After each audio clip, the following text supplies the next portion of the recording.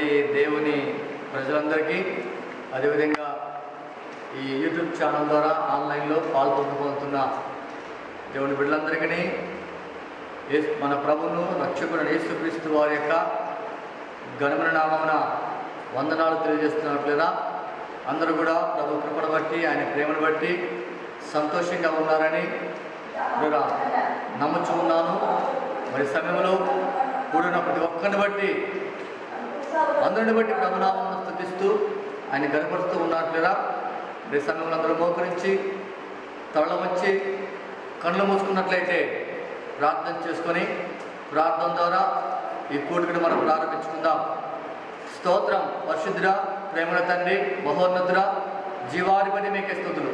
అల్పులము, దీనులము, బలహీనమైన మమ్మల్ని మీరు ఎంతగానో ప్రేమించి, ఆదరించి, కాచి, సజీవులుగా ఉంచిన ఆయన మీ ఉన్నతమైన ఘనమైన నామమును స్తుతించడానికి దీనులమైన పక్షంగా మీ కృప వచ్చినందుకు మీకు వందనాలు. ఇంతవరకు తండ్రి మేము సజీవులుగా ఉన్నామంటే మా గొప్ప యోగ్యత, మా గొప్ప అర్హత కాదు, కానీ కేవలము మీ కృపా కనికమైన ప్రభువానికి స్తోత్రములు చెల్లిస్తున్నాం తండ్రి. మహిమాన్వితుడా, సర్వోన్నతుడా, సర్వశక్తిమంతుడా, ఆదరణకర్త మీకే స్తుతులు. ఆశ్రదుర్గమా మీకు వందనాలు ప్రభు. మహిమాన్వితుడా మీకే స్తోత్రము తండ్రి. ఇదిగో నాయన, అయా సమయములు మేము కొద్దిమందిగా ఉంటుండగా మీ ప్రశస్తమైన సన్నిధిని సహవాసం అక్కడ వచ్చాను. అయ్యా మీకే వందనాలు నాయన, మీకే స్తోత్రములు. మీరు మాతో ఉండి, మీరు మా మధ్య ఉండి ప్రభు మీ ఆత్మ చేత మమ్మల్ని బలపరచండి. మీ సడుకుడి మేమందరం ఆయన ఆత్మపూర్ణమై, ఆత్మతో సత్యముతో ఆరాధించినట్లు, స్తుతించినట్లు ప్రభు మీ ఆత్మ చేత మమ్మల్ని బలపరచండి తండ్రి. మీకు వందనాలు. ప్రార్థనలో, పాటల్లో, స్తుతుల్లో, ఆరాధనలు మీరు తోడుగా ఉండండి. మీకు మహిమకరంగా జరిగించండి ప్రభు నాయన, మీకే స్తోత్రము తండ్రి. ఈ మధ్యన సమయంలో మీ వాక్య ద్వారా మాతో మాట్లాడండి.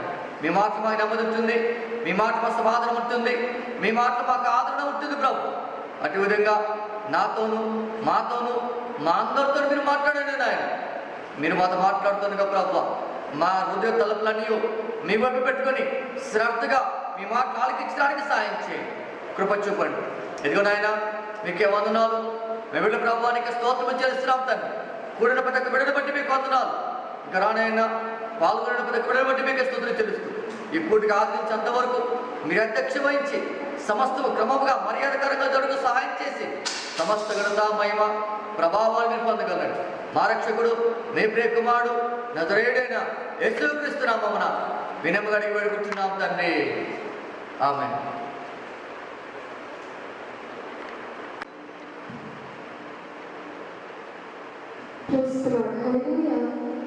మనందరం పాట పాడుకొని దేవుని నామమును మహిమపరచుదాము.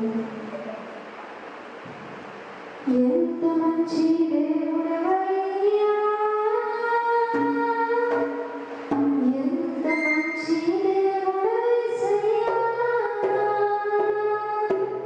చింతలన్నీ తీరేవయ్యా నీవు చేరగా. ఎంత మంచి దేవుడవేసయ్యా,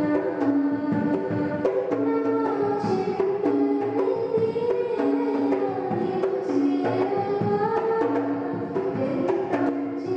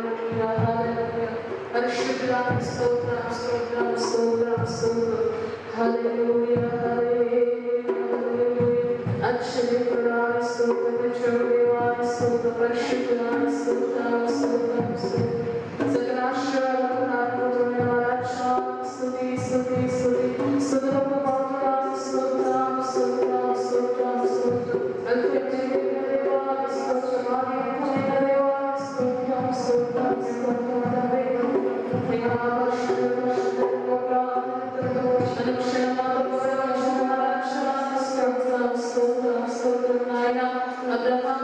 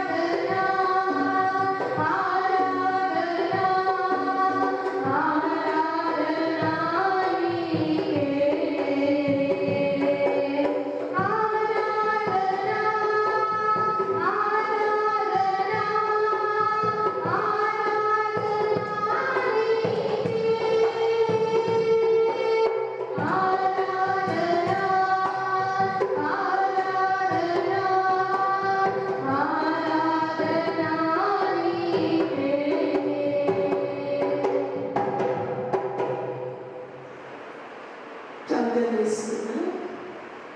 స్తోత్రం. మమ్మల్ని ప్రేమించిన మా యేసయ్య, మా మోక్ష స్వామి ఘనమైన దేవా, మీ నామానికి మరి శ్రేష్ఠ నామానికి వందనాలు, స్తుతులు, స్తోత్రం చెల్లించుకుంటున్నాం రాజా.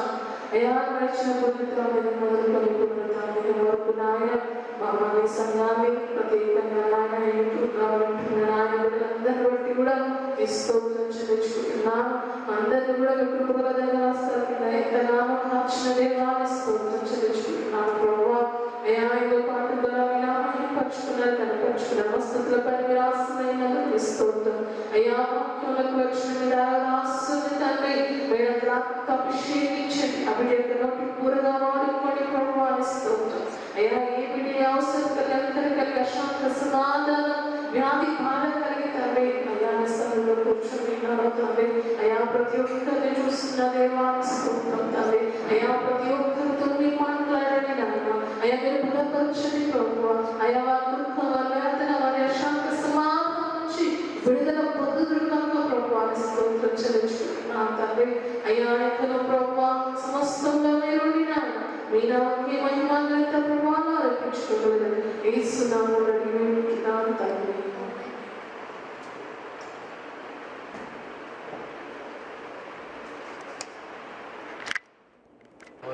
స్తోత్రం స్తోత్రం స్తోత్రం. హల్లెలూయా హల్లెలూయా. ప్రభునందు ప్రేమైనటువంటి దేవుని ప్రియులందరికీ మన ప్రభును రక్షకుడు యేసుక్రీస్తు వారి యొక్క ఘనమైన నామమున వందనాలు తెలియజేస్తున్నట్లేదా. మరి ఇంతవరకు ప్రభు సన్నిధిలో ప్రభువును స్తుతించాము, ఘనపరిచాము, మహిమపరిచాము. మరి సమయంలో కొద్దిసేపు దేవుని యొక్క వాక్యాన్ని ధ్యానించుకున్నట్లేదా. ప్రభు యొక్క ఉన్నతమైన ఉపదేశం కొరకై మరి సమయంలో మనందరం కూడా మరి కనిపెట్టి ప్రభు మాటలు మనం శ్రద్ధగా ప్రభు మనతో మాట్లాడుతుండగా శ్రద్ధగా ఆలకించి మరి గైకొందాం. ప్రభు మాటలు మనం విన్నప్పుడు, ప్రభు వాక్యాన్ని మనం అంగీకరించినప్పుడు ఆ వాక్యము మనల్ని బ్రతికిస్తుంది, ఆ వాక్యం మనల్ని బలపరుస్తుంది, ఆ వాక్యం మనల్ని ఆదరిస్తుంది, ఆ వాక్యం మనకు నెమ్మదినిస్తుంది, ఆ వాక్యము సమాధానము చేత మనలను నడిపిస్తుంది. కాబట్టి ప్రభు మనతో మాట్లాడుతుండగా సమయమును పోనీయక శ్రద్ధగా వినయముతో జాగ్రత్తతో దేవుని యొక్క మాటలు మనం విందాం. మరి దేవుని బిడ్డలుగా కొద్దిసేపు దేవుని యొక్క వాక్యాన్ని ధ్యానించుకుందాం. చూడండి, మత్తయి సువార్త 18వ అధ్యాయము 23 నుండి 35 వచనాలు మనం చూసినట్లయితే మొదటగా 23వ వచనం చదువుకుని ఇప్పుడు మనం ప్రార్థన వాక్యం ముందు సాగుదాం. 23 వచనం రాయమని మాటలు, ప్రభువారు ఈ లోకంలో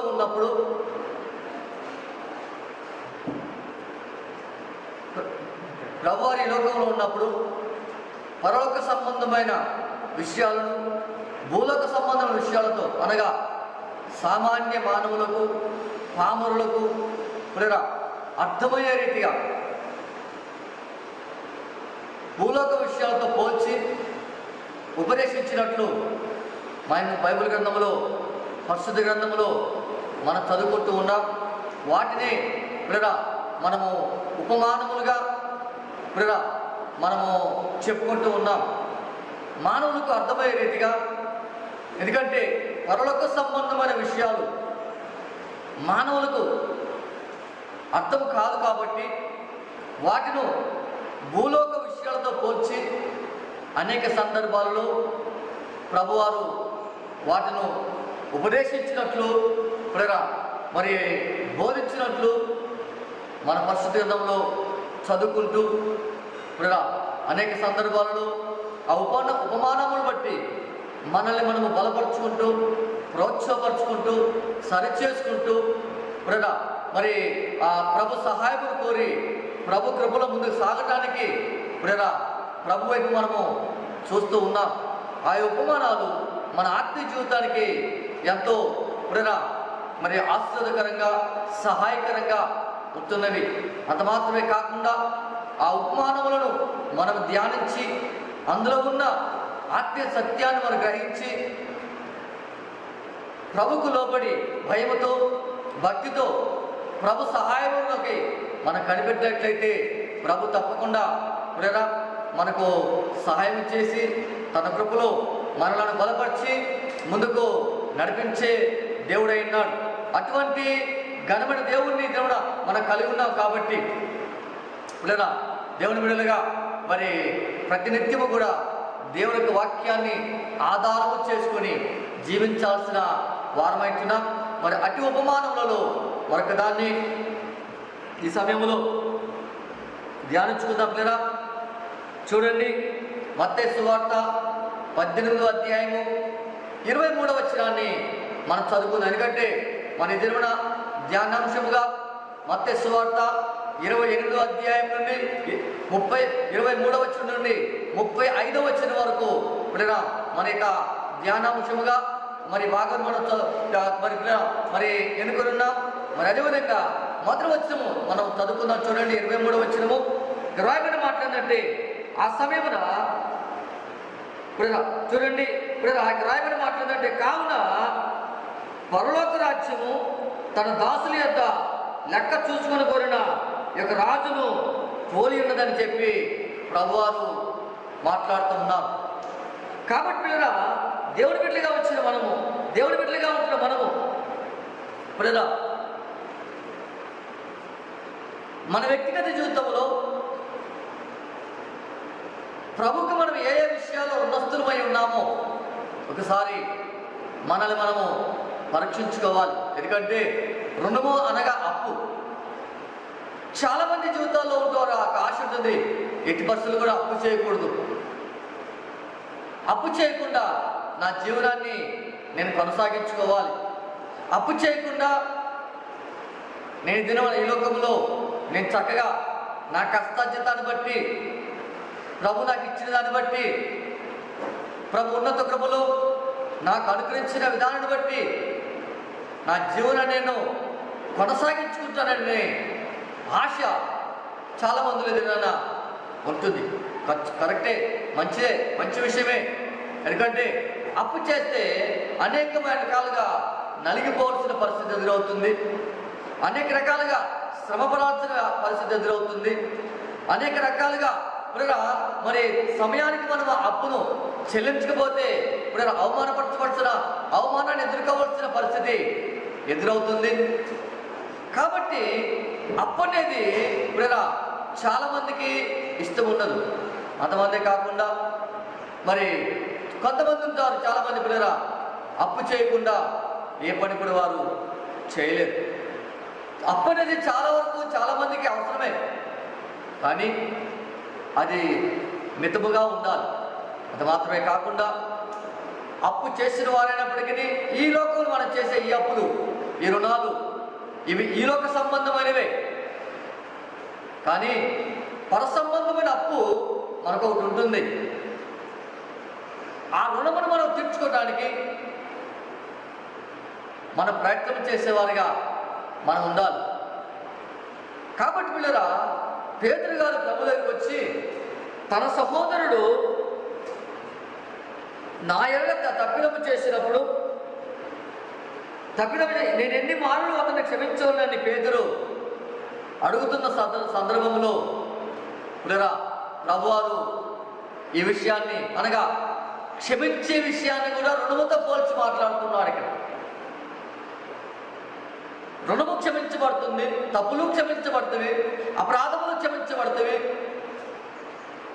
కాబట్టి ప్రభువారు అంటున్నారు కదా, పేతురు గారు ఎప్పుడైతే అడిగారో, అయ్యా నా సహోదరుడు నా పక్షంగా తప్పు చేసినప్పుడు, అశ్రద్ధగా ఉన్నప్పుడు, నిర్లక్ష్యంగా ఉన్నప్పుడు, అవిధేయుడిగా ఉన్నప్పుడు, నాకు నష్టం చేసినప్పుడు, నన్ను ద్వేషించినప్పుడు, నాకు లోపడినప్పుడు నేను ఎన్ని మార్లు అతన్ని క్షమించాలి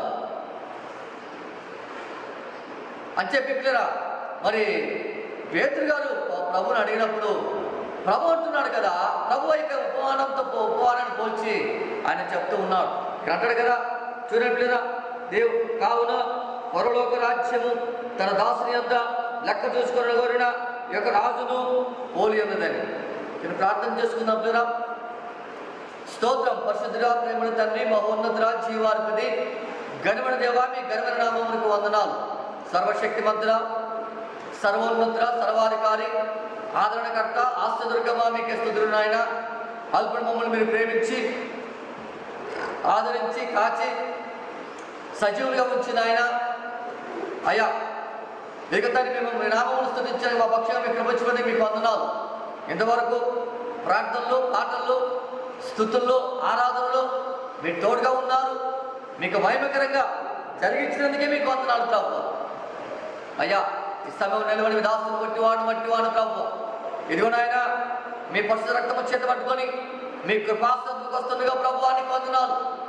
దీనుడు నన్ను దర్శించి అయ్యా అంగీకరించి మీ పరిశుద్ధాత్మకు అగ్ని చేత కాల్చి బూడిదగా మార్చి అయ్యా నన్ను మీరు బలపరచండి ప్రభువానికి వందనాలు.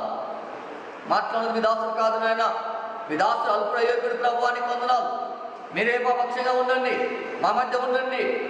ప్రకటించువానిగా, ఉపదేశించువానిగా, బోధించువానిగా, హెచ్చరించువానిగా మీరు మాతో ఉండి ప్రభువా. అయ్యా, మీ వాక్యం చేత మమ్మల్ని దర్శించిన ఆయన మమ్మల్ని మీరు బలపరచండి.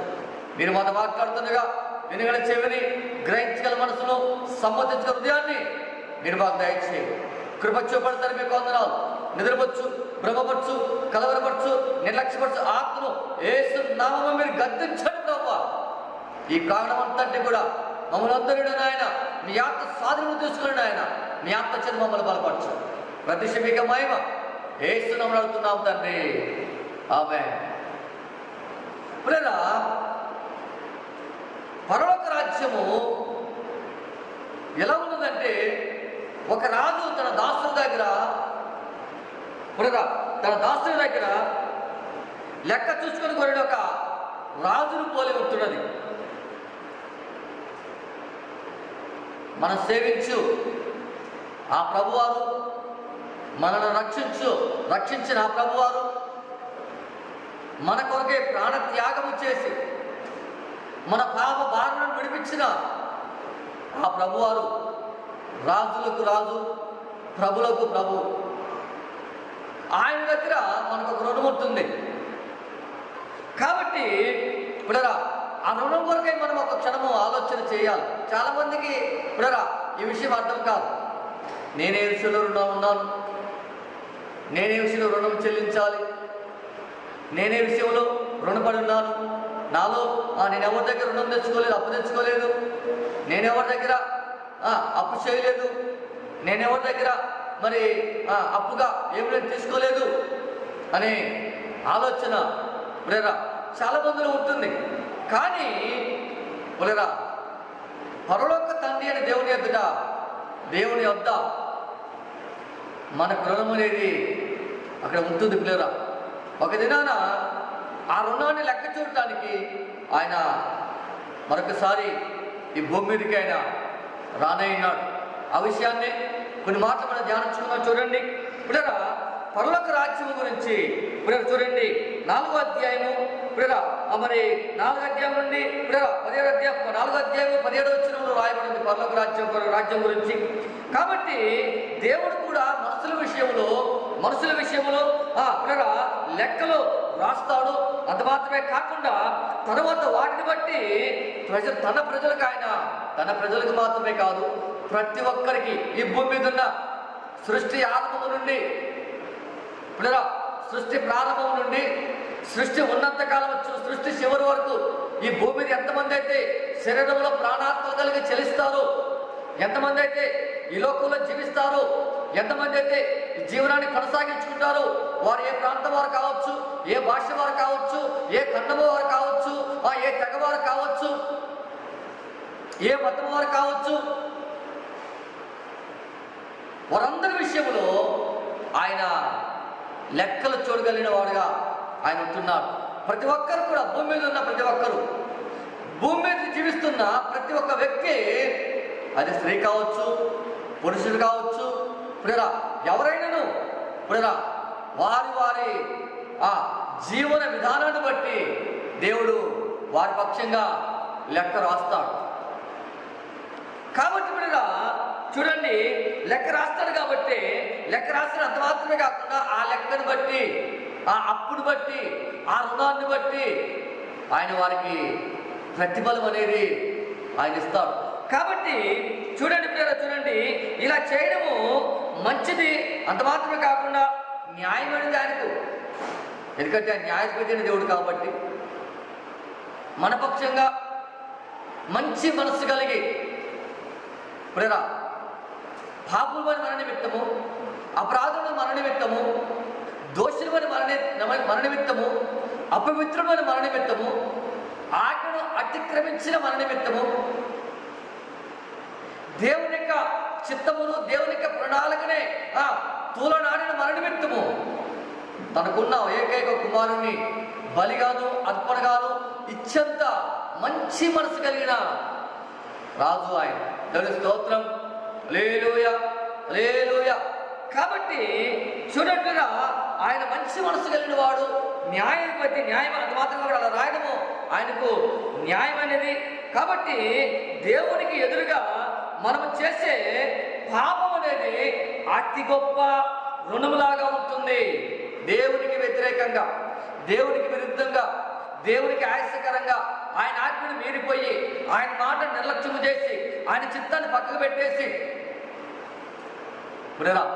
ఆయన చిత్తాన్ని పక్కకు పెట్టేసి, ఆయన ఉద్దేశాన్ని నిర్లక్ష్యము చేసి, మనం అజాగ్రత్త పరులుగా, నిర్లక్ష్యముగా, అవిధేయులుగా మారిపోయి మన హృదయాన్ని సంతోషపరచుకోవడానికి, మన మనసుకు నెమ్మది కలిగించుకోవడానికి, శరీర సంపద మన మనసు, కేవలం మన మనసును మాత్రమే, దేవుని మనసును కాదు సుమా, కేవలం మన మనసును మాత్రమే సంతోషపరచుకోవడానికి దేవునికి వ్యతిరేకంగా చేసే ప్రతి పనిని కూడా అది పాపమే అవుతుంది. కాబట్టి ఆ పాపం అనేది దేవుడు మన విషయంలో రుణముగా రాస్తున్నాడు.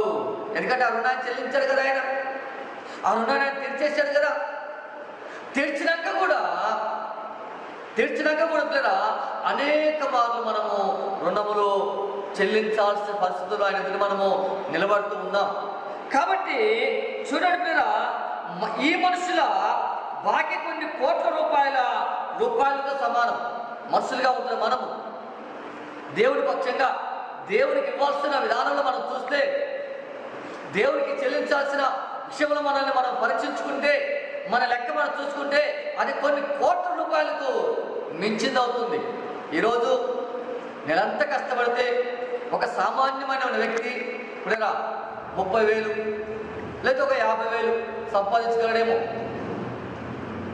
కానీ తను చేస్తున్న అజాగ్రత్త క్రియలను బట్టి ఇప్పుడేనా చూడండి, అంతకంటే ఎక్కువగా ఆయన రుణము ప్రభు ఎదుట లెక్కలో రాయబడుతూ ఉంటుంది. కాబట్టి పిల్లరా దేవుని బిడ్డలుగా ఉంటున్న మనం, దేవుని బిడ్డలుగా ఉంటున్న మన రుణాన్ని ఒకసారి మనం ఆలోచన చేయాలి. వాక్యం చదువుతున్న మనము, వాక్యం ధ్యానిస్తున్న మనము, ప్రభు చిత్తం నెరవేర్చడానికి ఇష్టపడుతున్న మనము, ప్రభుత్వంలో భయముతో భక్తితో ప్రభు సహాయాన్ని మనం కోరుకుంటున్న మనము మరి మన లెక్క మనం చూసుకోవటానికి మనం జాగ్రత్త పడాలి. కాబట్టి చూడండి 25వ వచనం మనం చూసినట్లయితే ఇక్కడ రాయబడిన మాటలు 25వ వచనం చూడండి. మత్తయి సువార్త 18వ అధ్యాయము, మత్తయి సువార్త 18వ అధ్యాయము 25వ వచనం చదువుకున్న చూడట్లేదా, అప్పు తీర్చుటకు వాని యొద్ద ఏమీ లేనందున వాని యజమానుడు వానిని, వాని భార్యను, వాని పిల్లలను, వాని కలిగిన యావత్తును అమ్మి అప్పు తీర్చవలనని ఆజ్ఞాపించాడు. అప్పు తీర్చాడు. ఎంత ఇవ్వాలి అప్పు? పైన మనం చూసినట్లయితే చూడండి 24వ వచనం చూసినట్లయితే ఆ దాసుడు ఆ యొక్క రాజు దగ్గరికి నడిపించమన్నప్పుడు ఆ లెక్క అతను చిట్టి ఆ లెక్క పొందు భక్తి ఇచ్చినప్పుడు ఆ లెక్క ప్రకారం చూస్తే 24వ వచనం రాయబడిన మాట చూడండి. అతను లెక్క చూసుకొని మొదలు పెట్టినప్పుడు అతనికి 10,000 తలాంతులు అత్యున్నయుడు అతని యొద్దకు తేబడెను. 10,000 తలాంతులు, 10,000 తలాంతులు అప్పున్నాడు ఒక వ్యక్తి. 24 వచనం ప్రకారం చూస్తే ఆయన దాసులు ఎవరైతే ఆయన దగ్గర అప్పు తీసుకున్నారో, ఆ రాజు దగ్గర తన యజమాని దగ్గర ఎవరైతే అప్పు తీసుకున్నారో, రుణము తీర్చుకున్నారో, ఆ రుణము తీసుకున్న వ్యక్తుల దగ్గరికి ఎవరెవరో తీర్చుకున్నారో వారి దగ్గరికి ఆయన వచ్చి లెక్క చూసుకుంటున్నప్పుడు ఒక వ్యక్తి ఆయన దగ్గర తీసుకురాబడ్డాడంట. ఆ వ్యక్తి ఎంత రుణం ఉన్నాడంటే 10,000 తలాంతులు. ఒక తలాంతు చూస్తే పిల్లరా 3,600. ఈ ప్రకారంగా 10,000 తలాంతులు ఒక్క చూస్తే పిల్లరా 3,60,00,000 రూపాయలు దాటుతుంది. మనం ఉంటున్న ఇప్పుడు మనం చూస్తున్న మన భారతదేశపు రూపాయల లెక్కల ప్రకారం చూస్తే 3,60,00,000 పిల్లరా 60,00,000 రూపాయలు అప్పున్నాడు.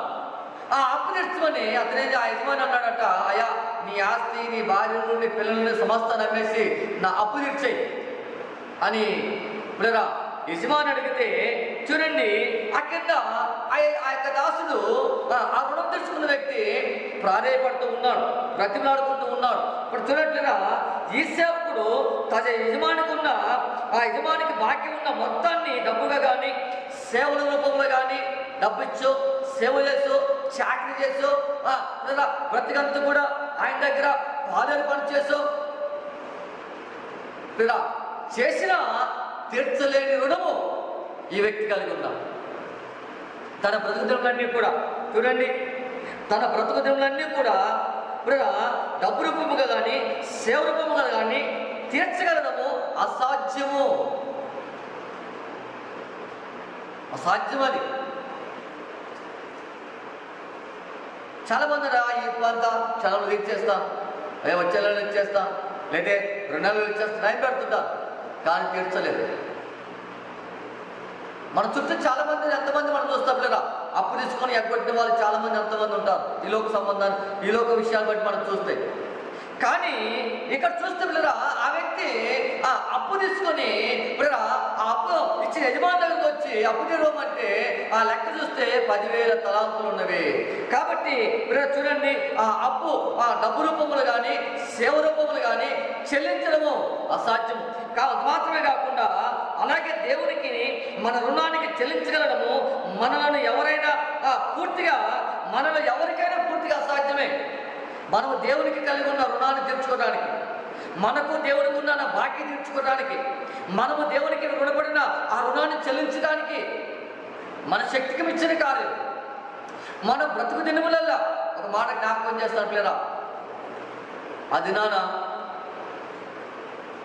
మగ్దలేని మరియ ప్రభు పాదముల దగ్గర కూర్చొని ఏడ్చి ఏడ్చి ఏడ్చి కన్నీరు కార్చి ఆ కన్నీటితో ప్రభు యొక్క పాదాలు కడిగి, ఆ కన్నీటి కార్చిన కన్నీటి ప్రభు పాదాలు కడిగి, ఆ కన్నీటి కడిగి పాదాలు తన వెంట్రుకలతో తుడిచి ఆయన పాదములు ముద్దు పెట్టుకున్నట్లు మనం చూస్తాం. అయితే అక్కడ జరిగిన సంఘటన ఇప్పుడరా అక్కడ చూసిన వారందరూ ఎంతో రకాలుగా చదువుకున్నారు. కానీ ప్రభు ఒక మాట చక్కగా చెప్పాడు, ఆమె విస్తారము నన్ను ప్రేమించింది కాబట్టి ఆమె యొక్క విస్తారమైన పాపములు క్షమించబడినవి. దేవుని స్తోత్రం, హల్లెలూయా హల్లెలూయా. కాబట్టి ఆ దినాన ఆ మగ్దలేని మరియ ఒక గంట కాచిందా, ఒక దగ్గర కాలు కొడుకోవాలంటే ఒక జగ్గు నీళ్ళు కావాలి, లేదా ఒక లీటర్ నీళ్ళు కావాలి. ఒక గ్లాసు నీళ్ళతో కాలు కొడుకోలేము. ఆమె ఎంతసేపు ఏడుచున్నా, 1 గంట ఏడ్చునొచ్చు, 2 గంటలు ఏడ్చునొచ్చు. కానీ ఈ దినాన మనము ప్రభుకి ఇవ్వాల్సిన రుణం విషయంలో మన జీవిత కాలం అంతా కూడా రేయిబోగులు ఆయన పాదలు పట్టుకొని కన్నీటి కార్చి మన బ్రతుకులన్నీ కూడా కన్నీటితో ఆయన పాదములు కడిగినా ఆయన రుణాన్ని మనం తీర్చలేని స్థితిలో మనం ఉన్నాం. కాబట్టి పిల్లరా చూడండి, పిల్లరా ఆ రుణం చెల్లించడం ఎవరికైనా అసాధ్యమే, సాధ్యమైనంత మాత్రం కూడా కాదు. కాబట్టి పిల్లరా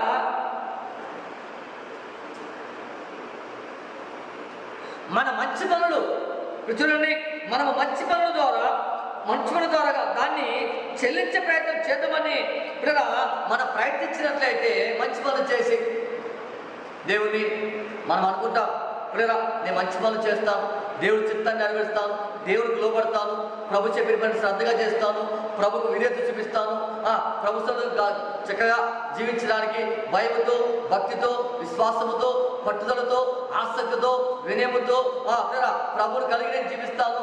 ఈ రకంగా నేను నీతిగా మంచిగా ఉంటాను మనం అనుకుంటాం. కానీ మన నీతి క్రియలు దేవుని సముఖములు ఎలా ఉన్నాయంటే మురికి వస్త్రముల వలె ఉంటున్నవి. మురికి వస్త్రముల వలె ఉంటుందని చెప్పి యెషయా గ్రంథము 64వ అధ్యాయంలో రాయబడిన పిల్లల. కాబట్టి చూడండి, మంచి పనులని మనసులో ఏదైనా చేస్తే చూడండి, నిజ దేవుడి దృష్టిలో ఎందుకు పిల్లలు చూడండి పనికిరానిగా ఉంటున్నవి.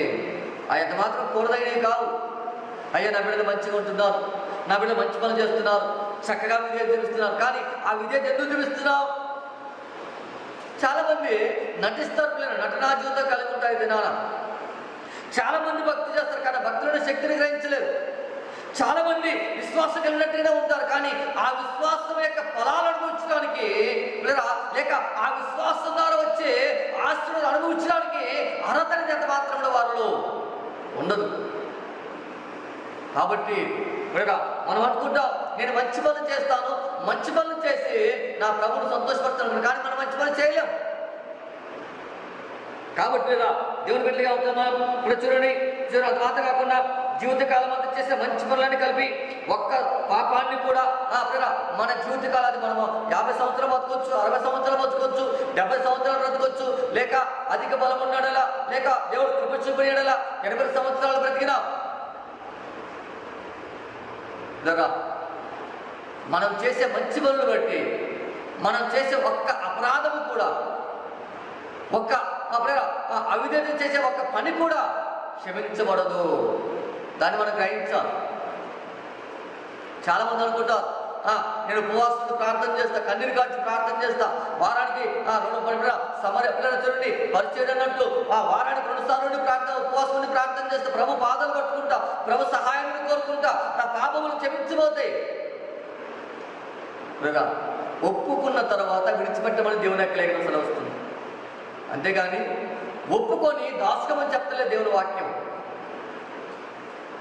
ఎవరు ఒప్పుకుంటారో వారి రుణాలు క్షమించబడతాయి, ఎవరు ఒప్పుకుంటారో వారు కనికరించబడతారు, ఎవరు ఒప్పుకుంటారో ఎవరు విడిచిపెడతారో ఒప్పుకొని విడిచిపెడతారో వారి జీవితాల్లో వారి కుటుంబాల్లో నెమ్మది సమాధానం కలిగి ఉంటారు. ఎవరు ఒప్పుకొని విడిచిపెడతారో వారి కుటుంబం చుట్టూ వారి కలిదాని చుట్టూ దేవుడు కంచెని వేస్తాడు.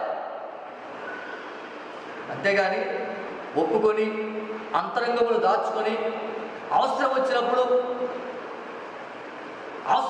పిల్లరా మరలా విధులుగా మారిపోయే వారి పాపములు ఎంత మాత్రం కూడా క్షమించబడవు.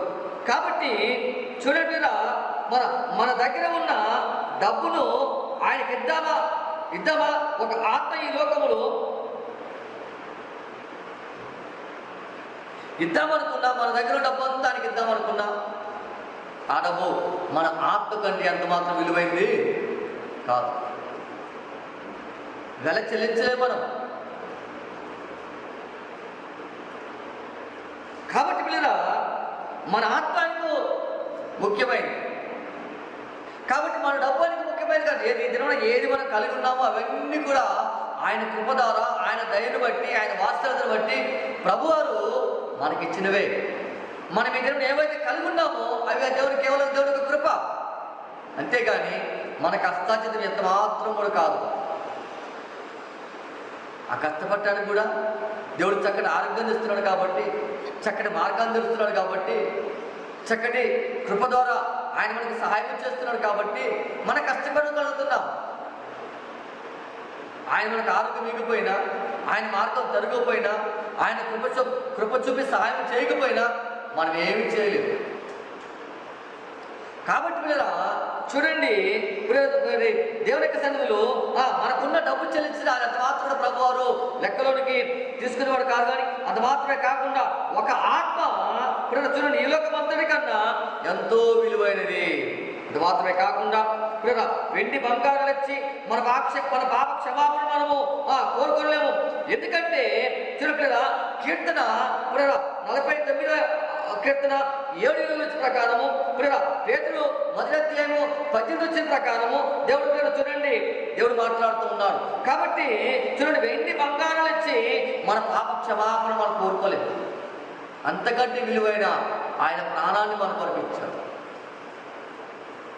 దేవుని ప్రజలుగా ఉంటున్న మనం నిత్యము ప్రభు యొక్క మాటల చేత ఆదరించబడుతూ బలపరచబడుతూ జీవించినప్పుడు ఇక్కడ కూడా పిల్లరా సర్వాధికారి దేవుడు, సర్వోన్నతుల దేవుడు, సర్వశక్తివంతుడైన దేవుడు తన యొక్క మన పాపములను మన రుణాలను తీర్చడానికి ఆయన సమర్థత కలిగిన వాడు. అది మాత్రం కాకుండా దేవునికి మన బాకీ చెల్లించేందుకు మన దగ్గర చిల్లిగవ్వ కూడా లేదు పిల్లరా. దేవునికి మన దగ్గర మనమున్న బాకీ చెల్లించడానికి పిల్లరా విలువైనది ఏది కూడా మన దగ్గర లేదు. మనం కష్టపడి తెచ్చుకున్నది మనకే సరిపోతలేదు, మన పోషణకు, మన కుటుంబ పోషణకు. ఇంకా దేవునికి ఏం చెల్లించగల మనం? కాబట్టి చాలామంది అప్పిస్తూ అనుకుంటాం, కానీ అది అంత మాత్రం కూడా సరైనది. అంత మాత్రం కాకుండా బాకీ రాబట్టుకునేందుకు బాకీ పడటాన్ని అమ్మివేయడం పిల్లరా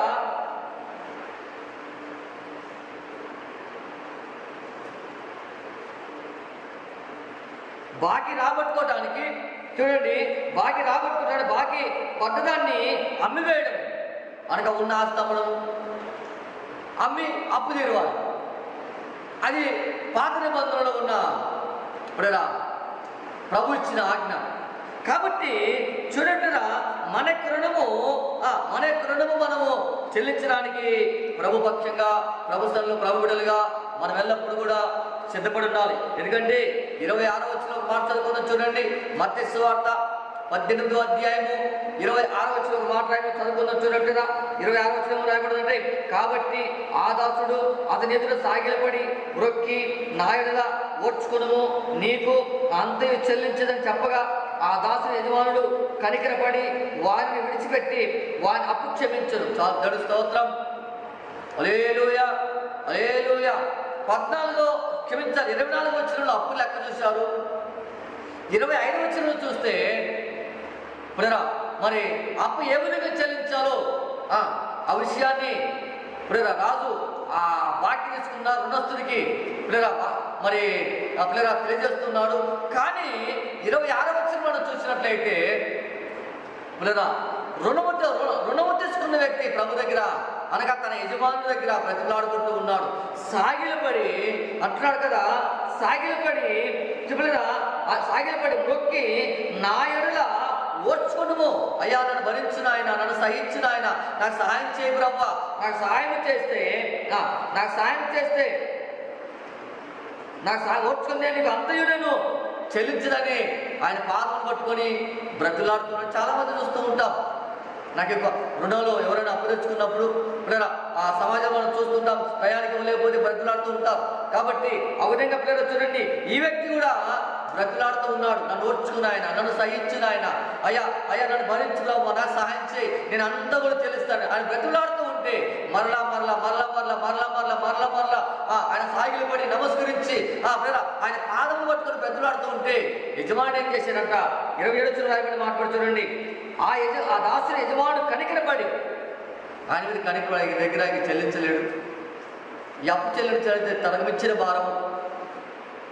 కాబట్టి ఇది క్షమిస్తానని చెప్పి మనసులు అనుకొని ఏం చేస్తున్నాడంటే కనికరపడి వారిని విడిచిపెట్టి వారి అప్పు కూడా క్షమించేశాడు. నువ్వు అవసరం లేదు ఆయన, నువ్వు అవసరం లేదు, నువ్వు ఇవ్వాల్సిన అవసరం లేదు, నీ అప్పు క్షమించేస్తున్నాను, ఇక్కడ వెళ్ళిపో అని చెప్పి అప్పు క్షమించాడు. అయితే చూడండి, రాయబడి మాట్లాడంటే తన దుస్థితి పట్ల పుట్టిన తెగుతో భయంతో అసాధ్యమైన దాన్ని చేస్తానని అతడు మాట ఇస్తున్నాడు. ఎందుకంటే కలవరంలో ఉన్నాడు, భయంలో ఉన్నాడు. అయ్యా ఇది అప్పు అతను తెలుసు, అప్పు తీర్చలేదు. అతను తెలుసు అప్పు తీరవాలంటే చాలా కష్టము, తీరడానికి ఉన్న దగ్గర ఏమీ లేదు. అయినా సరే చూడండి, తన దీన స్థితిని బట్టి ఆయన బ్రతిలాడుకుంటూ ఉన్నాడు, తిరుగుతూ చెప్తూ ఉన్నాడు, భయముతో పలుకుతూ ఉన్నాడు. అయ్యా నన్ను ఓర్చుకున్న ఆయన, నేను నీకు తప్పకుండా తప్పకుండా నీ అప్పు తీరుస్తానని చెప్పి ఇక్కడ చూడండి అసాధ్యమైన దాన్ని కూడా చేయటానికి చేస్తానని మాట ఇస్తున్నాను. మనం అనేక సందర్భాలలో దేవునికి మాట ఇస్తాం, కానీ ఏ మాట కూడా నెరవేర్చమండి, ఏ మాట కూడా నెరవేర్చం. అదే మన విషయంలో అయితే అన్ని నెరవేర్చుకుంటాం, అది మన సంబంధమైంది. కానీ దేవుడి సంబంధమైంది, ఎందుకంటే వాళ్ళని ఎవరు అడిగేవారు లేరు కదా. దేవుడు తప్పితే ఎందుకంటే దేవుడికి మనం మాట ఇచ్చినప్పుడు మనకు దేవుడికి మాత్రమే తెలుసు, అది ఎవరికి తెలియదు. కాబట్టి చూడండి తన దీనస్థితిని బట్టి తెగువతో అసాధ్యమైన పనులు చేస్తానని చెప్పి భయముతో ఆయన మాట ఇస్తూ ఉన్నాడు. అది మాత్రమే కాకుండా దేవుడి నుంచి ఏదైనా పొందాలని తలంచుకున్నప్పుడు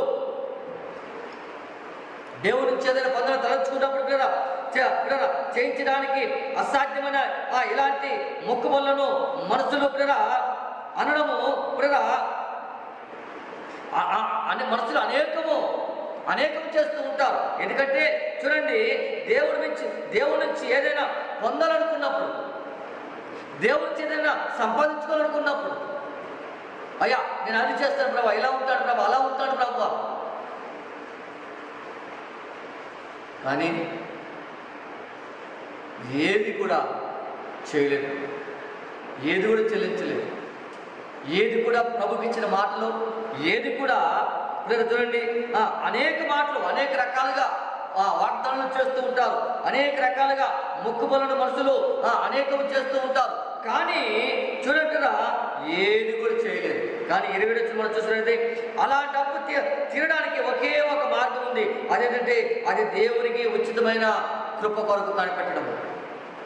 అంత గొప్ప అప్పు ఎప్పుడు మనం పేపర్లో చూస్తుంటాం, కొన్ని వేల కోట్లు లక్షల కోట్లు బ్యాంకుల దగ్గర రుణాలు తెచ్చుకొని పారిపోయిన వాళ్ళు చాలామంది మన పేపర్లో చదువుతూ ఉంటాం. అంత మాత్రం కాకుండా అప్పు చేసుకుని ఇప్పుడు మన సమాజంలో చూస్తున్నాం, ఈ సెల్ ఫోన్ల ద్వారా ఆన్లైన్ మరి ఫైనాన్స్ అని చెప్పి తీసుకొని చాలామంది వారి ప్రాణాలు పోగొట్టుకున్నారు. కానీ దేవుడు అటువంటి కఠినుడే కాదు, కనికరి కలిగిన దేవుడు, కృపగలిగిన దేవుడు, వాత్సల్యత కలిగిన దేవుడు.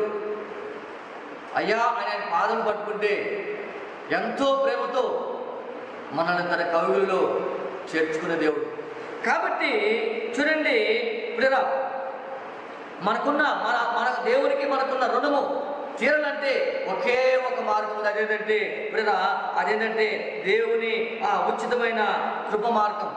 కృప కొరకై కనిపెట్టి వగ్గులేని వారి వలె ఆయన పాదములు పట్టుకొని విజ్ఞాపన చేయడం, ఆయన చిత్తం నెరవేర్చడానికి హృదయపూర్తిగా ఇష్టపడి ఒప్పుకొని ఆ ప్రకారంగా జీవించడం. కాబట్టి అది మాత్రం కాకుండా చూడలేదా, పశ్చాత్తపడి నమ్మకముతో చూడండి నమ్మకం వచ్చి పాపి చేయవలసిన రుణాన్ని దేవుడు మరి చూడండి నమ్మకం వచ్చిన పాపి చేయవలసిన రుణాన్ని దేవుడు తన కనికరం చొప్పున పూర్తిగా క్షమించేస్తాం. మనం నమ్మినప్పుడు, మనం పశ్చాత్తాపడినప్పుడు, మగ్దలేని మరి నమ్మింది, పశ్చాత్తాపడింది, ప్రభును అపరిమితముగా ప్రేమించింది, అపరిమితముగా ప్రేమించింది.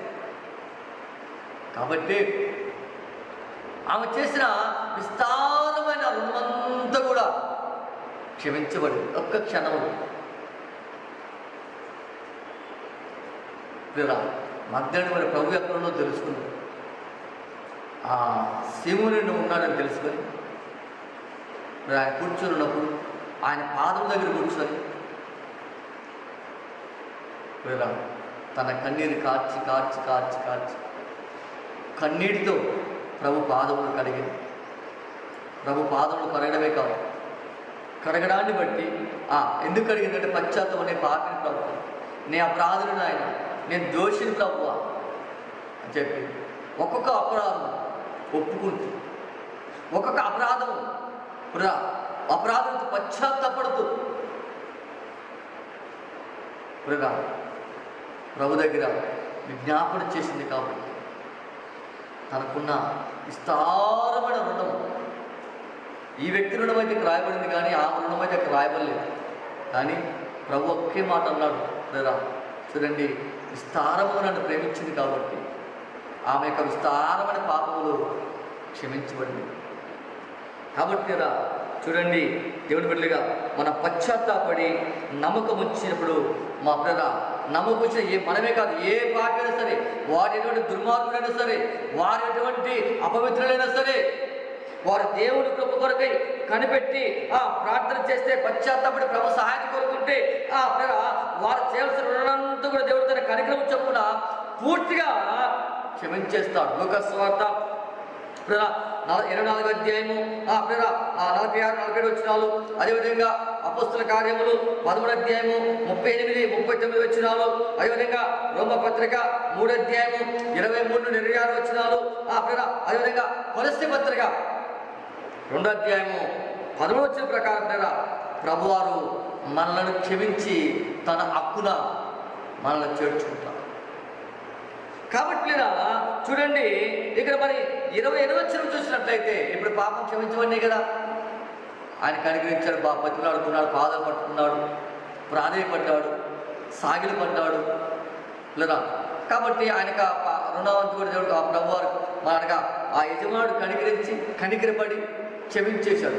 అయితే ఈ 10,000 తలాంతులు ఆ అప్పున్న వ్యక్తికి ఇంకొక వ్యక్తి ఎదురయ్యాడు. అతను ఎవడంటే ఇతనికి ఒక 100 దేనారాలు అప్పేయాలి. అప్పున్న వ్యక్తి 100 దేనారాలు అంటే, దేనారం అంటే ఎంత చూడండి లేదా, దేనారం అంటే 50 పైసలు, దేనారం అంటే 50 పైసలు, 100 దేనారాలు, 100 దేనారాలు ఎంత, 50 రూపాయలు. 50 రూపాయలు అప్పున్న వ్యక్తి ఆయనకు ఎదురుపడ్డాడు. ఎక్కడ చూడండి, 28-30 వచనాలు మనం చూస్తే మరి ఈ విషయాన్ని మనం గ్రహించగలం. కాబట్టి చూడండి, 100 ధరలు అంటే కొన్ని 100 రూపాయలు కావు, కేవలము ఒక 50 రూపాయలు మాత్రమే, కేవలం ఒక 50 రూపాయలు మాత్రమే. అది మాత్రమే కాకుండా తన యజమానుడికి చూడండి, తన యజమానికి ఈ మనిషి బాకీ ఉన్న మొత్తానికి ఈ చిన్న బాకీ ఉన్న తేడాను మనం గమనించాలి. అది ఎంత ఉన్నాడు, దాదాపుగా 3,60,00,000. ఇది ఎంత అప్పు ఇవ్వాలి, 50 రూపాయలు. అయితే చూడండి, మన సాటివాడు మన పట్ల చేసిన పాపాలకు మనము దేవునికి వ్యతిరేకంగా చేసిన పాపాలకు ఉన్న వ్యత్యాసం మనం ఇక్కడ గమనించాలి. ప్రభు వారు మనం క్షమిస్తే మన తోటి వారు మనం క్షమించలేకపోతుంది. క్షమించే మనసు మనం లేదు, ఓర్చుకునే మనసు మనం లేదు, సహించే మనసు మనం లేదు, ఆదరించే మనసు మనం లేదు, క్షమించి ప్రేమించే మనసు మనం లేదు. ప్రభువారు మన విస్తారమైన పాపములు క్షమించినప్పుడు మనం ఎందుకు క్షమించకూడదు? నాకు వాడు ఆ విధానంలో నష్టం చేశాడు, ఈ విధానంలో బాధ పెట్టాడు, ఆ విధంలో ద్వేషించాడు, అన్ని రకాలుగా మనం చెప్పుకుంటూ ఉంటాం.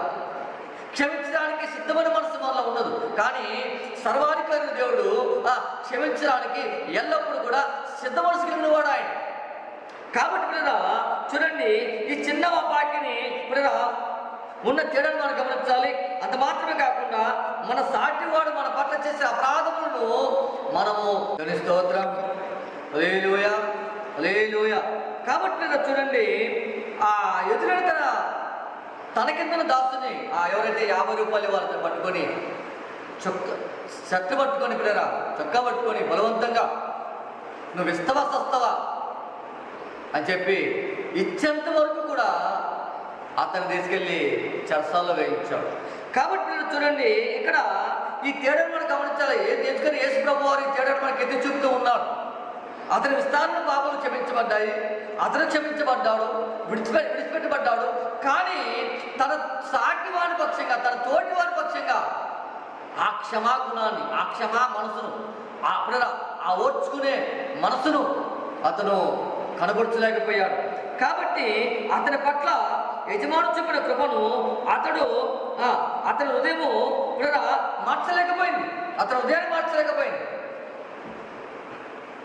తన యజమానుడు తన పక్షంగా చూపిన కృపను అతని యొక్క మనసును మార్చలేకపోయింది. అది మాత్రమే కాకుండా 33 చూసినట్లయితే, దేవుడు క్షమించే మనసు గలవాడైతే తన పిల్లలు కూడా క్షమించేవారిగా ఉండాలని ఆయన ఆ ఉపదేశం చేస్తూ ఉన్నాడు. ఆయన క్షమించేవాడు కాబట్టి, క్షమించడానికి సిద్ధ మనసు కలిగిన వాడు కాబట్టి, ఆయన మనం ఓర్చుకున్నాడు కాబట్టి ఆయన అందుకే ప్రేర పౌలు గారు అంటారు, ప్రేర చూడండి ప్రేర మరి ఫిలిప్పీ పత్రికలో క్రీస్తు కలిగిన ఏ మనసును మీరు కూడా కలిగి ఉండమని చెప్పి పౌలు గారు చెప్తున్నారు. ఆయన క్షమించే మనసు, ప్రేమించే మనసు, ఆదరించే మనసు, ఓర్చుకునే మనసు, సహించే మనసు ఆయన కలిగి ఉన్నాడు. కాబట్టి ఆయన బిడ్డలుగా, ఆయన ప్రజలుగా మనం కూడా అట్టి మనసును ఆయుధముగా ధరించాలి. మనం ఆ మనసును ధరించి మనం ఆయన గణపరిచే వారిగా ఉండాలి, కానీ ఆయన బాధ పెట్టే వారిగా మనం ఎంత మాత్రం కూడా ఉండకూడదు. ఎందుకంటే ఆయన మనల్ని క్షమించినప్పుడు మన తోటి వారిని మనం ఎందుకు క్షమించకూడదు? ఆయన మనం ఓర్చుకున్నప్పుడు మన తోటి వారిని మనం ఎందుకు ఓర్చుకోకూడదు? ఆయన మనల్ని సహించినప్పుడు మన తోటి వారిని మనం ఎందుకు సహించకూడదు? మనం క్షమించబడాలి, మనం మాత్రం ఎవరిని క్షమించవద్దు. మనల్ని ఓర్చుకోవాలి, మనం మాత్రం ఎవరిని ఓర్చుకోవద్దు. కాబట్టి పిల్లరా చూడండి, ఇది దేవుడి రాజ్యానికి చెందిన ఒక చట్టం. ఎందుకంటే పిల్లలు చూడండి, ఇక్కడ రాసింది కదా పిల్లరా, దేవుడు క్షమించే మనసు కలిగి ఉన్నాడు కాబట్టి ఆయన పిల్లలుగా, ఆయన ప్రజలుగా, ఆయన రాజ్య వారసులుగా మనం కూడా మనసు కలిగి ఉండాలి. ఆయన కలిగి ఉండాలని ఈ విషయము పరలోక సంబంధమైన లేక దేవుడి రాజ్యానికి చెందిన దేవుడి చేత నిర్ణయించబడిన ఒక చట్టం. అంత మాత్రమే కాకుండా పిల్లలు చూడండి పిల్లరా, దాని ఆ విధంగా మనము జీవించకపోతే, ఆ విధంగా మనం నడవకపోతే, ఆ ఆజ్ఞను లేక ఆ చట్టాన్ని మనం ఆచరించకపోతే ఏదో సమయంలో, ఏదో సందర్భంలో, ఏదో విధంగా ఏదో ఒక చోట తీవ్రమైన శిక్షకు మనం గురి కావాల్సి ఉంటుంది. తీవ్రమైన శిక్షకు. ఎందుకంటే దేవుని చిత్తాన్ని పక్క పెట్టేస్తున్నాం, దేవుని ఆజ్ఞను పక్క దోషేస్తున్నాం. మనం వద్దు, నన్ను క్షమించిన ఆయన. కాబట్టి దేవుని బిడ్డలుగా ఉంటుంది మనం చూడండి ప్రేర. కాబట్టి ప్రభు ఇక్కడ నేర్పిన ప్రధానమైన పాఠం బహుశా ఇదే. ప్రభు చెప్పిన ఈ ఉదాహరణలు, ప్రభు చెప్పిన ప్రధానమైన పాఠం ఏంటంటే ఆయన మనలను క్షమించాడు కాబట్టి మన తోటి వారిని మనం కూడా క్షమించాలి. కాబట్టి క్షమాపణ మన హృదయంలో నుంచి రావాలి, కానీ మాటలు చెప్పడం మూలంగా కానీ కాదని మనం గమనించాలి. మనం క్షమించామని చెప్పే మాట మన అంతరంగంలో నుంచి రావాలి, అంతేగాని మన పెదవుల నుండి కాదు, మన యొక్క మన నోటి నుండి కాదు, మన గొంతుల నుంచి కాదు, మన హృదయాంతరంగాల నుండి. ఎందుకంటే ప్రభువారు ఆ విధంగా మనకు క్షమించాడు, ఆ విధంగా మనం ప్రేమించాడు, ఆ విధంగా మనల్ని ఆదరించాడు, ఆ విధంగా మనల్ని కనికరించాడు, ఆ విధంగా మనల్ని కృప చూపాడు. కాబట్టి మనం బతుకుతున్నాం, చెల్లించగలుగుతున్నాం. కాబట్టి చూడండి దేవుని బిడ్డలుగా చూడండి, మరి అదే చూసినట్లయితే 34, 35 వచ్చిన మనం గమనించండి. 34, 35 వచ్చిన చదువుతాను చూడండి. అందుచేత వారి యజమానుడు కోపపడి తనకు అచ్చి ఉన్న తంతు చెల్లించు వరకు బాధ పెట్టి వారికి వారిని అప్పగించును. మీలో ప్రతి వాడును తన సహోదరుని హృదయపూర్వకముగా క్షమించని యెడల నా పరలోకపు తండ్రియు ఆ ప్రకారమే మీ ఎడల చేయనని ప్రభువారు చెప్పాడు. 10,000 తలాంతులు అనగా 3,60,00,000 అప్పున్న వ్యక్తి క్షమించబడాలి, క్షమించబడాలి, ఆ రుణం కొట్టివేయాలి. కానీ 50 రూపాయలు అప్పున్న వారు మాత్రం బాధ పెట్టాలి. కాబట్టి మనం క్షమించబడాలి, మన తోటి వారిని మాత్రం క్షమించు. కాబట్టి చూడండి, ఇతరులను క్షమించే వ్యక్తిని దేవుడు ప్రేమించి బలపరుస్తాడు. ఎవరైతే ఇతరులను క్షమిస్తాడు, ఎవరైతే ఇతరులు ఆదరిస్తాడో, ఎవరైతే ఇతరులు బలపరుస్తాడో, ఎవరైతే ఇతరులు ప్రోత్సహిస్తాడో వారిని దేవుడు బలపరుస్తాడు, దీవెనలు ఇస్తాడు. అంత మాత్రమే కాకుండా ఇతరులను క్షమించే వ్యక్తిని దేవుడు, క్షమించని వ్యక్తిని దేవుడు శిక్షిస్తాడు. ఇతరులను క్షమించని వ్యక్తిని దేవుడు శిక్షిస్తాడు. కాబట్టి చూడండి, దేవుని పిల్లలు ఒకవేళ ఇతరులను క్షమించకపోతే, దేవుని ప్రజలు ఒకవేళ ఇతరులను క్షమించకపోతే జీవిత కాలంలో వారికి బాధల్ని, కష్టాలని, హింసలను పెట్టే కష్టాలను, హింసలు పెట్టే వారిని సూచిస్తుంది. ఆ వ్యక్తిని ఏం చేశాడంట? 34 వచనంలో చూడండి. అందుచేత అతని యజమానుడు కోపపడి తనకు అచ్చినంత చెల్లించే వరకు వారిని బాధ పెట్టి వారికి అప్పగించును. బాధ పెట్టి వారు దేనికి చూసినంటే మనకొచ్చే కష్టాలు, మనకొచ్చే శ్రమలు, మనకొచ్చే బాధలు, మనకొచ్చే ఇబ్బందులు, మనకొచ్చే ఇరుకులు, మనకొచ్చే ఆటంకాలు, ఇవన్నీ మనకు బాధ కలిగించేటివే, ఇవన్నీ మనకు శ్రమ కలిగించేటివే, ఇవన్నీ మన హృదయం నొప్పింపు చేసేటివే, ఇవన్నీ మన ఆత్మ జీవితం అడ్డంకి వేసేటివే. అది కాబట్టి చూడండి ఈ యొక్క సమస్య నుంచి మనం వినిపించుకోవాలంటే మనము దేవుడు చెప్పిన పనిని శ్రద్ధగా చేసేవారిగా మనం ఉండాలి. కాబట్టి లేక ఈ చెడ్డదాసుడు పాప విముక్తి లేక రక్షణ లేనివాడు, పాప విముక్తి లేదు, రక్షణ కూడా లేదు. ఎందుకంటే తను ప్రేమించబడ్డాడు కానీ తన సాటి వారిని అతను ప్రేమించలేకపోయాడు. తను క్షమించబడ్డాడు కానీ తన తోటి వారిని క్షమించలేకపోయాడు. కాబట్టి అతనికి క్షమాపణ లేదు. అది మాత్రం కాకుండా అతనికి రక్షణ కూడా లేదు. కాబట్టి కనుక పిల్లలు చూడండి, రాబోయే వదకు బాధకు ఈ విషయాలను కూడా చూపిస్తున్నవి, సూచనగా ఉంటున్నవి. రానున్న దేవుని యొక్క శిక్ష, రానున్న దేవుని యొక్క శిక్ష, రానున్న ఆటంకాలు, రానున్న ఉపద్రవాలు, వాటన్నిటికీ కూడా చూడండి ఇవి సూచనగా ఉంటున్నాయి. కాబట్టి పాప విముక్తి పొందిన వ్యక్తి ఇతరులను క్షమించకపోతే, ఎవరైతే పాపంలో క్షమించబడ్డారో, ఎవరి పాపంలో క్షమించి దేవునికి లేఖనం చదువుతున్నారా, ఎవరి పాపంలో క్షమించబడ్డో వారు దండుని చెప్పి దేవునికి లేఖనము సెలవిస్తుంది. కాబట్టి మనం దండులు ఎందుకంటే మన పాపం క్షమించబడ్డవి, మన అపరాధులు మనం విడిపించబడ్డాము, మనం అపరాధులు విడిపించబడ్డాము కాబట్టి మనం ధన్యులు. అంత మాత్రమే కాకుండా చూడండి తన రక్షణ చూడండి, ఆ పాప విముక్తి పొందిన వ్యక్తి ఇతరులను క్షమించకపోతే తన రక్షణను పోగొట్టుకోకుండా పోగొట్టుకోవడాన్ని ఈ యొక్క విషయము మనకు తెలియజేస్తుంది. రక్షణ వచ్చినప్పటికీ కూడా తన హృదయాన్ని కఠినపరుచుకొని ఆ రక్షణ పోగొట్టుకున్నాడు. దేవుని యొక్క కృపను పోగొట్టుకున్నాడు, దేవుని యొక్క క్షమాపణ పోగొట్టుకున్నాడు, దేవుని యొక్క కనికరాన్ని పోగొట్టుకున్నాడు, దేవుని యొక్క మంచితనాన్ని పోగొట్టుకున్నాడు ఆయన. కారణం ఏంటంటే తన తోటి వారిని, తన సాటి వారిని క్షమించే మనసును ఆయన కలిగి ఉండలేకపోయాడు. కాబట్టి దేవుడి బిడ్డలుగా ఉంటుంది మనం, దేవుని ప్రజలుగా ఉంటుంది మనం, నిత్యము కూడా ప్రభు సన్నిధిలో ప్రభు బిడ్డలుగా ప్రభు చెప్పిన పనిని శ్రద్ధగా మనం చేసేవారుగా ఉండాలి. కాబట్టి పాప విముక్తి పొందిన వారు ఇతరులను క్షమిస్తారు. అది మాత్రం కాకుండా వారు పాప విముక్తి నుండి విముక్తిని కోల్పోయి విశ్వాసము ఎవరైతే చూడండి తన తోటి వారిని క్షమించరో వారు పాప విముక్తిని కోల్పోయి పోగొట్టుకొని అప్పుడు నాశనాన్ని వారు కోరుకుంటారు. ఈ వ్యక్తి నాశనాన్ని కోరుకున్నారు. ఒకసారి మనం చూస్తే 3,60,00,000 ఎక్కడ, 50 రూపాయలు ఎక్కడ, ఒక దేనారం, ఒక దేనారము 50 పైసలతో సమానం. ఒక తలాంతు 3,600. ఈ 3,600 అంటే 10,000 తలాంతులు, 10,000 ఇస్తే 3,60,00,000 వస్తుంది. అదేవిధంగా ఒక దేనారం, ఈ దేనారం అంటే 50 పైసలు. ఈ 50 పైసలు అంటే 100 అనగా 50 రూపాయలు. 3,60,00,000 ఎక్కడ, 50 రూపాయలు ఎక్కడ? కాబట్టి అంత విస్తారమైన రుణాన్ని ఆయన క్షమించి వేసినప్పటికీ కూడా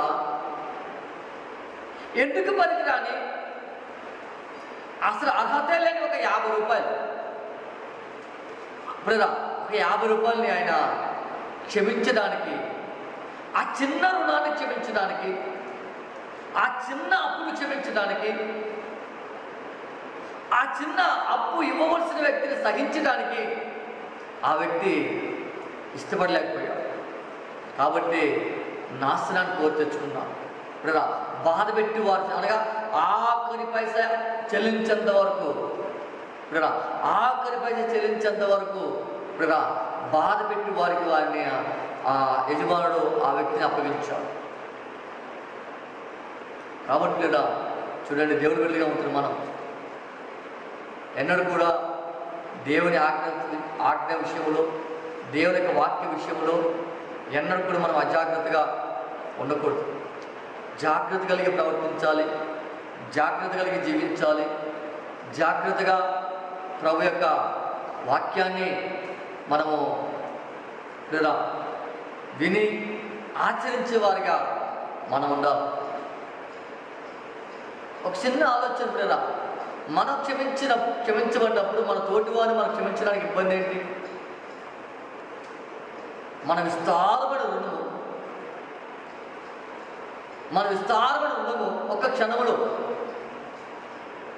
ఒక్క క్షణములో చెల్లించబడి కొట్టివేయబడింది. మధ్యలో మరి ఆ రుణం ఎంతో, కానీ ఒక్క క్షణంలో దేవుడు ఆ రుణాన్ని కొట్టేశాడు.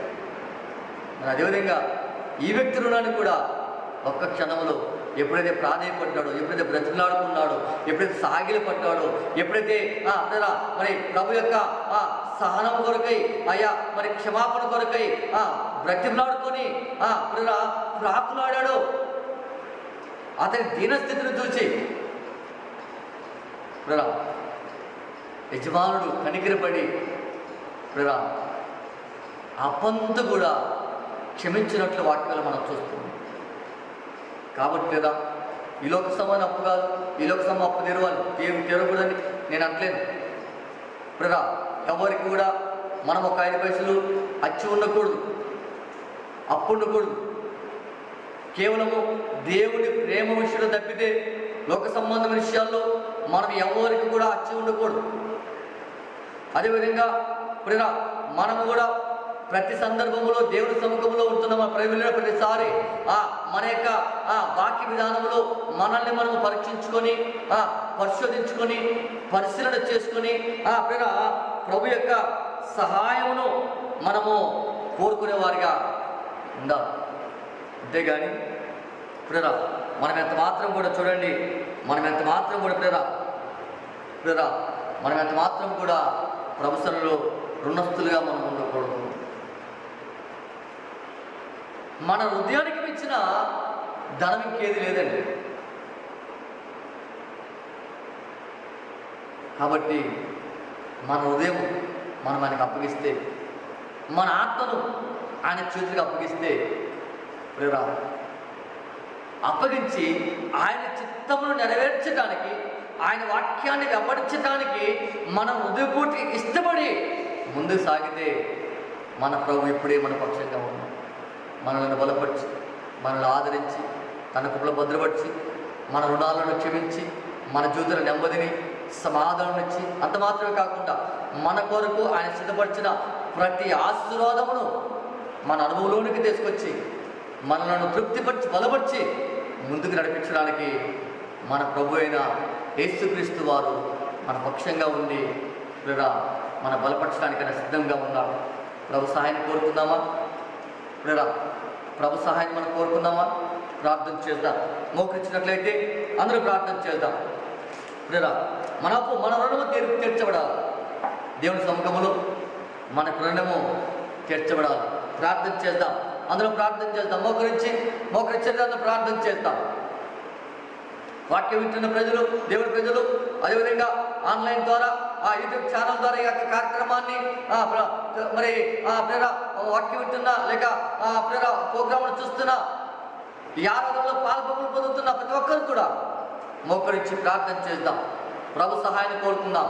అయ్యా, మా రుణాలు క్షమించడాలి ప్రభు, మా రుణాలు క్షమించుడాలైనా క్షమించడానికి సిద్ధ మనసు కలిగిన వాడు ప్రభు. మమ్మల్ని క్షమించండి, మమ్మల్ని సరిచేయండి నాయన, మమ్మల్ని బలపరచండి, మాకు సహాయం చేయి ప్రభు. ప్రార్థన చేద్దాం. స్తోత్రం పరిశుద్ధుడా, ప్రేమల తండ్రి, మహోన్నతుడా, జీవాధిపతి, గణమణ దేవ, మీ గణమణ నామములకు వందనాలు, స్తుతులు, స్తోత్రము నాయన. సర్వశక్తిమంతుడా, సర్వోన్నతుడా, సర్వాధికారి, ఆదరణకర్త, ఆశ్రదుర్గమానికి వందనాలు ప్రభు. ఇదిగో నాయన అయ్యా, ఈ మధ్యన గత సమయంలో మాతో మీరు మాట్లాడేందుకు మీకు వందనాలు. మీ వాక్యం చేత మమ్మల్ని దర్శించినందుకు మీకు స్తోత్రాలు ప్రభు. అవునాయన, మేము వచ్చిన రుణాన్ని మరొకసారి మాకు ఎత్తి చెప్పినందుకే మీకు స్తోత్రం చెల్లిస్తున్నాం తండ్రి. అవునాయన, మేము క్షమించబడ్డాం కాబట్టి, మేము భరించబడ్డాం కాబట్టి, మేము ఓర్చుకునేబడ్డాం కాబట్టి, మేము మా తోటి వారిని కూడా మేము ఓర్చుకునేవారిగా, భరించేవారిగా, ఆదరించేవారిగా, క్షమించేవారిగా మేము ఉండడానికి సాయం చేయండి అయ్యా. మీ ప్రేమను మాలో కుమ్మరించండి ప్రభు. అయ్యా, మీరు కలిగిన మనసును మాకు దయచేయండి ప్రభు అని వందనాలు. కృప చూపండి, ఆదరించండి. ఎదుగునైనా కూడి వచ్చిన అందరూ మీకు వందనాలు. వాక్యం ప్రతి ఒక్క బిడ్డను బట్టి మీకే స్తోత్రాలు ప్రభు. అయ్యా, ప్రతి ఒక్కరి వ్యక్తిగత జీవితంలో వాక్యాన్ని నెరవేర్చండి, కృప చూపండి, ఆదరించండి. ఎవరు కూడా ప్రభువా మీ వాక్యానికి వెలుపలికి వెళ్ళకున్నట్లు, మీ ఆజ్ఞని మీరు అవతలకి వెళ్ళకున్నట్లు నాయన ప్రతి ఒక్కరూ మీ కృపలో బలవంతులుగా ఉంటూ, మీ చిత్తాన్ని అనుసరించి, మీ కృపావలంలో ఉంటున్నాయినా మీకు మహిమకరంగా జీవించడానికి సాయం చేయండి అయ్యా. ప్రతి ఒక్కరిని జీవితంలో, కుటుంబంలో నైనా ఈ వాక్యం వెలుగులో ప్రతి ఒక్కరు జీవించడానికి సాయం చేయండి. ప్రతి ఒక్కరిని కూడా బలపరచండి. ఇదిగో నాయన, ఈ ఆరాధనలో పాల్పొంపులు పొందిన అయ్యా అయ్యా ప్రత్యక్షంగాను, అయ్యా ఆన్లైన్ ద్వారా, అయ్యా పరోక్షంగా ఎంతమంది అయితే అయ్యా ఈ ఆరాధనలో పాల్పొంపులు పొందుతున్నారు, వాక్యాలు పెడుతున్నారు, ఏ ప్రార్థనలు ఏకీపిస్తున్నారో వారందరినీ మీ చర్యకి అప్పగిస్తున్నాను నాయన. కృప చూపండి, కృపలు బలపరచు, భద్రపరచండి, మేలు చేత నింపండి, కృప చేత ఆదరించి నాయన ఈ లోకంలో మీకు మహిమకరంగాను అయ్యా తోటి వారికి అనేకులకు మాదిరికరం నిలబెట్టి సమస్త ఘనత, మహిమ, ప్రభావాలు మీరు పొందగలరని మా రక్షకుడు, మీ ప్రియకుమారుడు నజరేయుడైన యేసుక్రీస్తు నామమున వినమ్రంగా అడిగి వేడుకుంటున్నాం తండ్రి, ఆమేన్. ఇప్పుడు మన పరమతండ్రి దేవుని యొక్క ప్రేమ, మన ప్రభువును రక్షకుడు యేసుక్రీస్తు వారి కృప, పరిశుద్ధాత్మ ఆదరణకర్త దేవుని యొక్క తండ్రి సమాధానం, దీవెన, నెమ్మది, ఆదరణ మనకును సకల పరిశుద్ధులకును ఈ ఆన్లైన్ ద్వారా ఈ కార్యక్రమంలో పాల్గొన్న పిల్లలందరికీ, యేసుక్రీస్తు ప్రార్థన పరిచయం అందరికీ సదాకాలం తోడైంది, ఆదరించి బలపరిచి ఆయన రాకడకు సిద్ధపరిచి ముందుకు నడిపించునుగాక. ఆమేన్.